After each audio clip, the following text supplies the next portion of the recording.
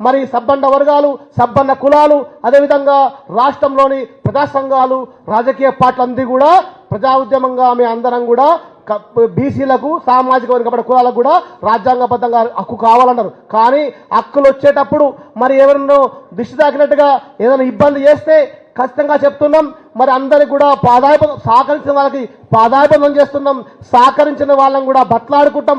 ఇంకేం తప్పు చేయాలి, కోర్టుకు పోవాలని చూస్తే మాత్రం ఖచ్చితంగా తెలంగాణ రాష్ట్రంలో సబ్బండ వర్గాలం, బడుగు బలైన వర్గాలం, ఎస్సీ ఎస్టీ బీసీ అందరం కూడా 90% జనాభా కూడా 1,00,000 డప్పులతో ఎవరు కేసేస్తే వాళ్ళ ఇంటి దగ్గర సావు డప్పు కొడతామని చెప్పే విషయాన్ని కూడా గర్వంగా విజయంగా చెప్తున్నాం.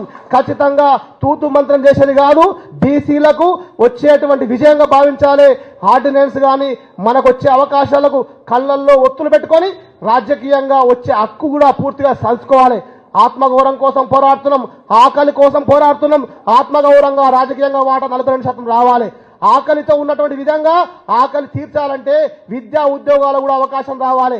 ఆ ఆకలి తీరాలంటే విద్యా ఉద్యోగాలు కూడా ప్రభుత్వం ఇప్పటికీ చెల్లించకుండా దాని మీద మాట్లాడకపోవడం కూడా నా విద్యార్థులు, ఉద్యోగులు కూడా రాజకీయంగా, విద్యాపరంగా, ఉద్యోగపరంగా చాలా మంది నిరక్షరాస్యులుగా, నిరుద్యోగులుగా మారిపోతున్నారు.